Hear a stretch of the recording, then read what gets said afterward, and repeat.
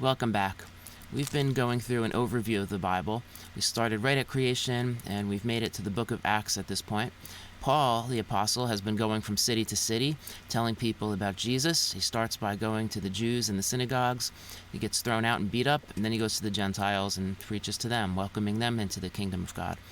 And he wrote some strong letters. He wrote a letter to the church in the city of Corinth, just reaming them for the things they were doing. They were a disastrous mess. Then he wrote another letter to them that was a little bit calmer, but still addressing some pretty serious issues. He wrote to the church in Rome, and they were really struggling with a lot of conflict between Jews and Gentiles within the church. And Paul just laid out his whole theology, really explains the New Testament in detail in the book of Romans. So we did an overview of that. And now Paul is continuing his journey from city to city. He's making his way back to Jerusalem, and his visits are getting a little quicker. He's just checking up on people, seeing how the churches are doing.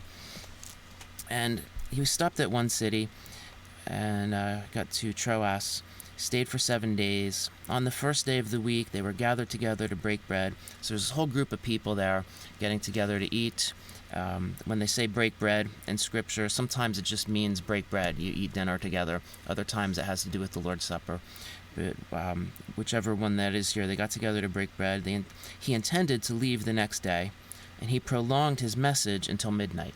So they had dinner together, and then Paul started preaching. He has this message for them, and he's just talking and talking and talking.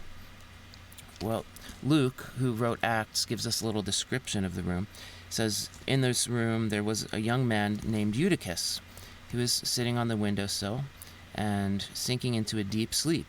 And as Paul kept on talking, they're up in this room.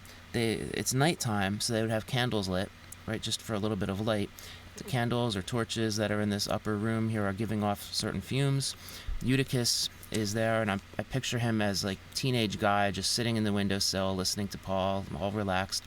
And the fumes from the candles come, and Paul is going on and on and on in his message for hours. And Eutychus just, starts to nod and just a little more, trying to stay awake. And then he just can't stay awake anymore. He nods off, leans forward, and falls out the window. It was a third-story room they were in, the third-story window. Eutychus falls out, lands on the ground dead. And, picture one of those, TV shows with the, police shows or something like that, and you see the body, and it's all mangled and arms backwards. There's Eutychus lying there, no blood coming out of his nose. Everybody runs downstairs, in grief. Paul himself ran downstairs, and he said he got everybody out of the way and fell on this guy. Paul went down and fell upon him. After embracing him, he said, "Do not be troubled, his life is in him."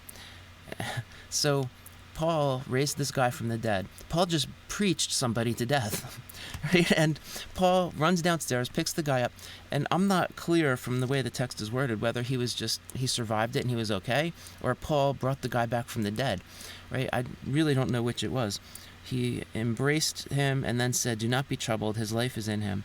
When he went back upstairs and he had broken bread and eaten, he talked with them a while longer until daybreak. So this happened around midnight. Paul preached somebody to death, heals the guy, brings him back upstairs, they have something to eat, and then he keeps on preaching all night long, 6 more hours. And can you imagine, what would you be thinking? I don't think I'd be thinking too much about what Paul was saying after that. So, Paul continues from city to city. He's determined to get back to Jerusalem.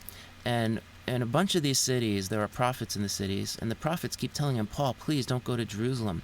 I've seen this vision from the Lord, or I have this message from the Lord that things are going to go really badly for you in Jerusalem, so please don't go."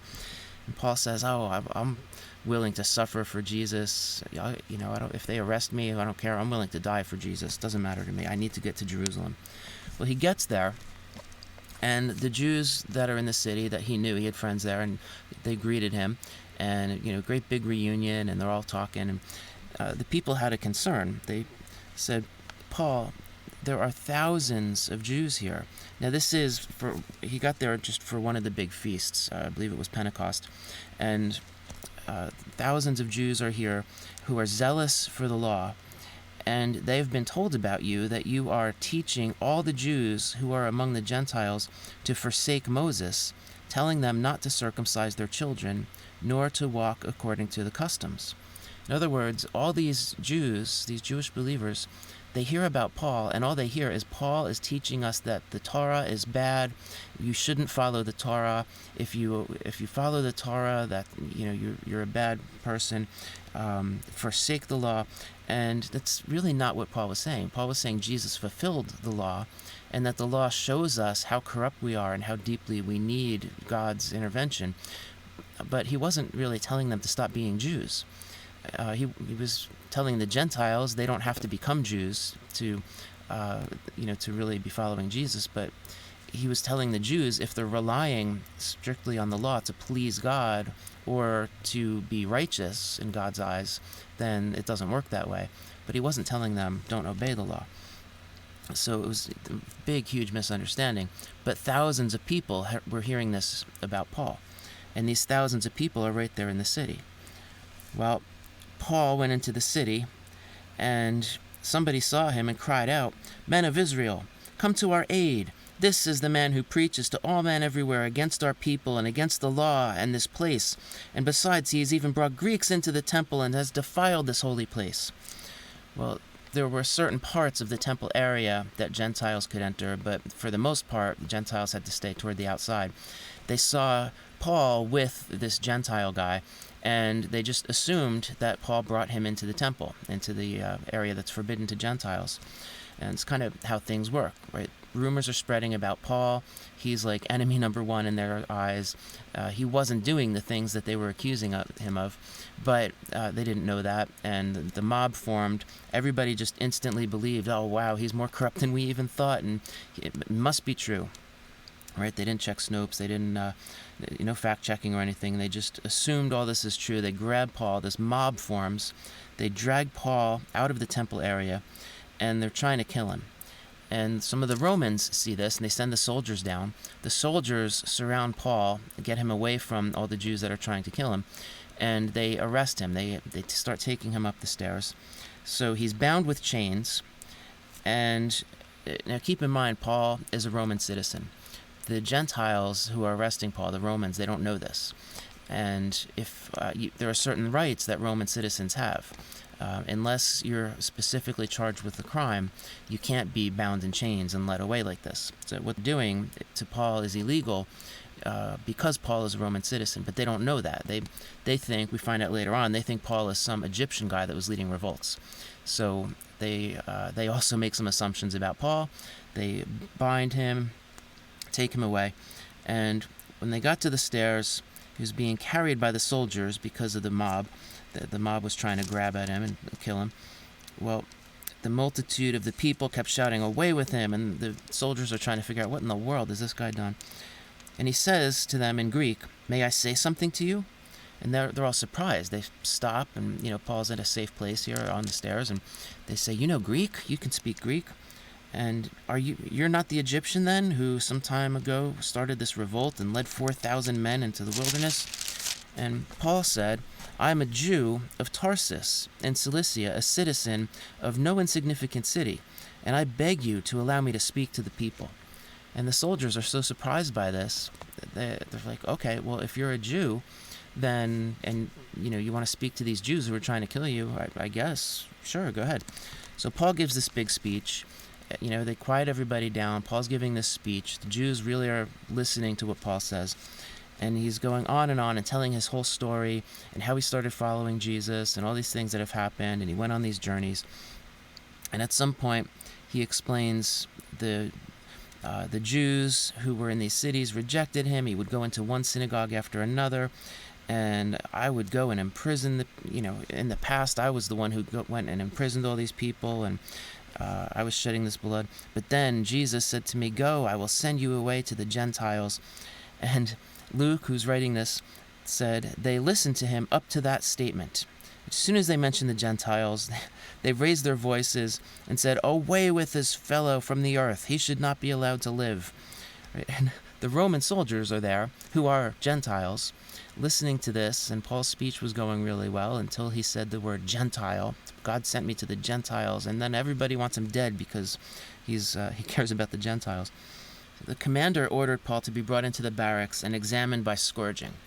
And scourging, they had these whips with really sharp things tied to the end of the whip. Like sometimes it was really sharp shreds of ceramic pieces, stuff that would cut you very easily, and they would whip your back with it.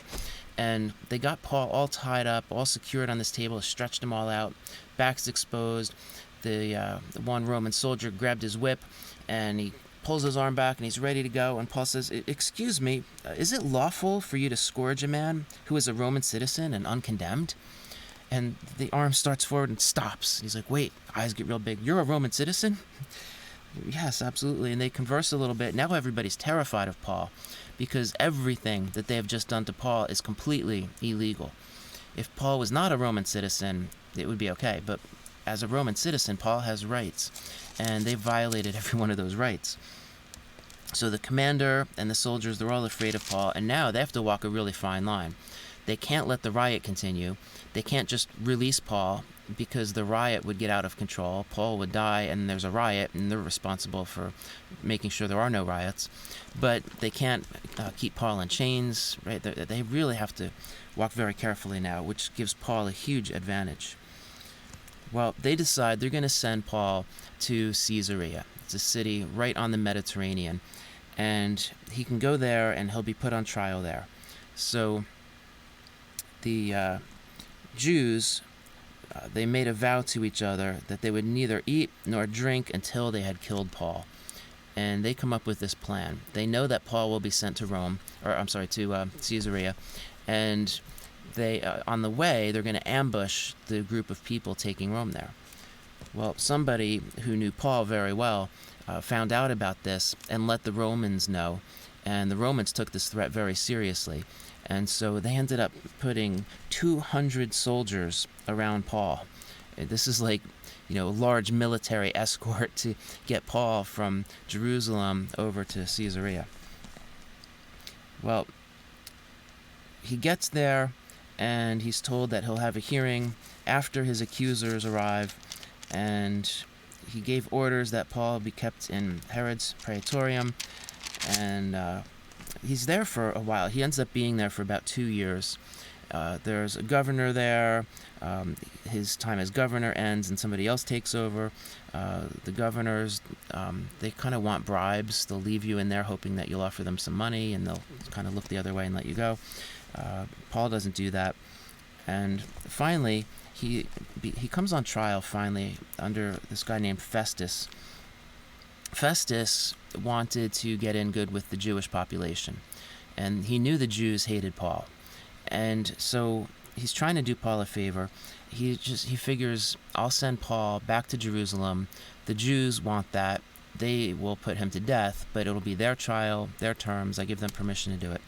So he goes to Paul and says, "Paul, are you willing to go up to Jerusalem and stand trial before me on these charges?" In other words, the trial will happen before me, but we'll do it in Jerusalem, and that way, Festus gets in good with the Jews. Paul has his trial. I'll hear the case, and he's kind of trying to present it as everybody wins, but Paul knows he'll be killed. He knows the Jews will kill him. So Paul says, "I am standing before Caesar's tribunal where I ought to be tried." Right? I'm supposed to be tried right here, by you, right here. "And I have done no wrong to the Jews, as you very well know. If I'm a wrongdoer, and I have committed anything worthy of death, I do not refuse to die. But if none of those things is true, which these men accuse me, no one can hand me over to them. I appeal to Caesar." Well, appealing to Caesar was one of the rights that a Roman citizen has. If you're charged with the crime and you don't like the outcome of the trial, you can appeal your case to Caesar, and Caesar himself will hear the case. So he appeals to Caesar rather than be sent back to Jerusalem and be at the mercy of those Jews. And Festus talked with his council and came back and said, "All right, Paul, you have appealed to Caesar you shall go." And they send him off to Rome. And so Rome, right, the Roman people, the Roman government will pay for this trip. They're shipping Paul.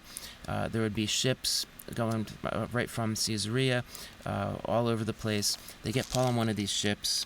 They make a few stops at different ports here and there. And along the way, uh, at certain times of the year, sailing is extremely dangerous. And so most of the shipping is done through the summer into the early autumn. And then by later in the season, the sea gets so rough and storms are coming up, right? It's hurricane season, basically. You have these storms coming through that will just destroy these ships. And so usually the sailing is done through the summer, early autumn, and then they stop. Once the weather gets too rough, they stop. Well, that was right in the time period where they ended up. They're not at their destination yet. The voyage was getting dangerous, but the captains of the ship said, I've been doing this for decades. I know what I'm doing. I know the weather patterns. I can get us through this. Not a big deal. We're going. Paul said, I perceive that the voyage will certainly be with damage and great loss, not only of the cargo and the ship, but also of our lives. Right? Paul looks out over the ocean and he says, I know what time of year it is. Let's not do this. Let's wait till spring. Well, if you're the captain of the ship and you've been sailing for many, many years, you're experienced, and a prisoner of Rome says, let's wait till spring, what are you going to think, right? Am I going to listen to this prisoner who doesn't want to go to Rome because he's a prisoner? Or am I going to listen to the experience of decades of sailing? Right? So obviously they don't listen to Paul at all. Well, they do encounter a violent storm. The ship was caught in it. They couldn't face the wind. Eventually, they began to throw the cargo overboard. Now, throwing the cargo overboard, the cargo is one of the main reasons the ship is sailing in the first place. The ship will be carrying people to destinations and cargo. And they start throwing the cargo overboard. That's like taking a good portion of their income, just a wad of cash, and throwing it into the ocean. You don't do that unless you're desperate. And these sailors were desperate. They knew they were in deep trouble. They're throwing everything overboard. On the third day, they threw the ship's tackle overboard. All the equipment that they needed on the ship, that's going. Anything that we don't need to stay alive in this moment is going overboard.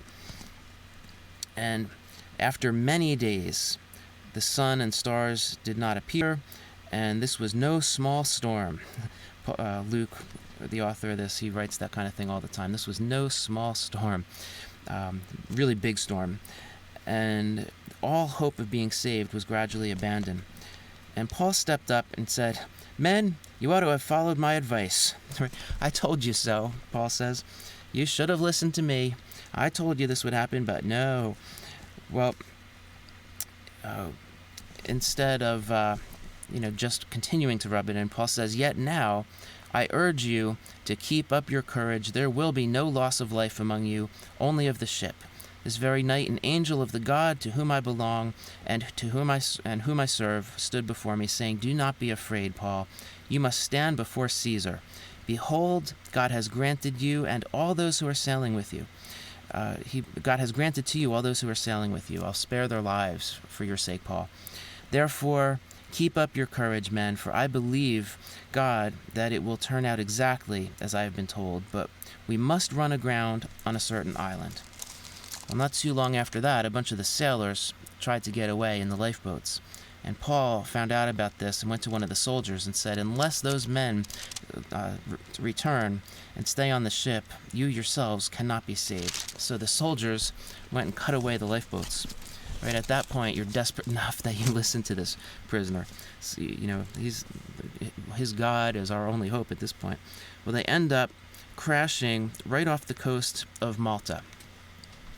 And they, the people who could swim swam to shore. Those who could not swim, which would be most people didn't swim in that time period, but the people who couldn't swim, when the ship ran aground, it hit a pile of rocks and started breaking apart. And so everybody grabbed some boards and paddled. Right? They're basically body surfing, surfing onto the shore there. And the people, the natives in Malta, ran out and helped them. They're helping them out of the water. And they saw how these, the state of these people, they were really shaken up. Some of them are probably in shock. They're really cold, right? It had been raining. It's late in the season. Their clothes are soaked. It's windy. It's cold. So the people made a fire. Everybody's sitting around the fire. And, the fire would die out, and they would go get more wood and throw it on the fire. So Paul is there, and he says, we need some firewood. So Paul went over to gather a bundle of sticks. He grabs this big pile of sticks, and he's leaning over, putting the sticks in the pile. And as he's putting the sticks in the pile, there was some sort of a poisonous snake in there. I would guess a cobra. And as he's doing this snake is in the pile of sticks. Paul didn't see it. And the snake feels the heat as it's kind of falling into the fire, realizes I'm in big danger here, and jumps up and bites Paul right on the arm. And all of the people, the bunch of the natives saw this, the people saw this, and they said, "Undoubtedly, this man is a murderer. He's been saved from the sea, but justice has not allowed him to live." Right? This poor guy, he just escaped a shipwreck, and it was escaping almost certain death, and he escaped that, and now he's bitten by this snake. Oh, poor guy. He must have really done something horrible to deserve that. And Paul just grabs the snake, throws the snake into the fire, brushes it off, goes get some more firewood, throws it on the fire, sits down, starts talking with the people. The people are expecting him to just keel over dead any moment. And Paul's good, and hey, can I get you another drink? Are you good? Need some firewood? And the people are amazed by this. And they started thinking he must be a god. If he could survive that snake bite, he must be a god. And Paul, he hears them talking, and he steps up. No, I'm not a god. I serve a great God in heaven who protected me.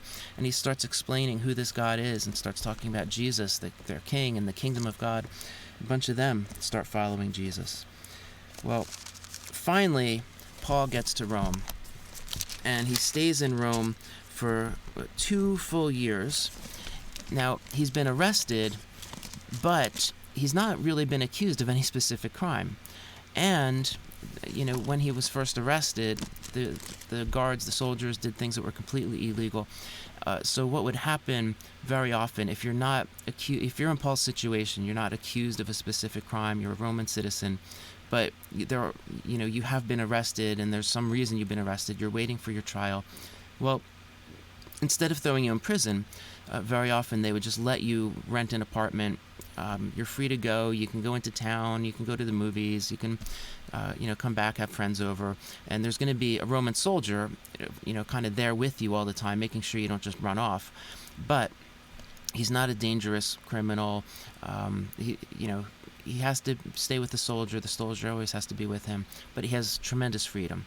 And to be able to rent this apartment, usually he would be relying on friends. So, it's going to be hard to get a job in town when you have this, guard next to you all the time.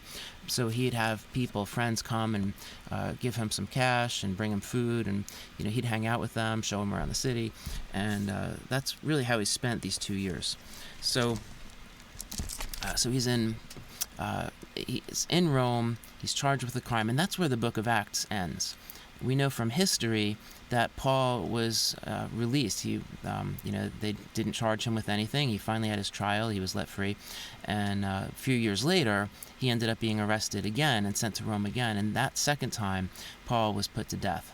And that was when the persecution against the Jews and the Christians really started to get underway more heavily with the Romans. But at this point, Paul is just let free, and things are good. He continues to go around from city to city. He continues to write to these churches, and we'll talk about some of those other letters and follow the rest of the narrative through the New Testament in the future sessions.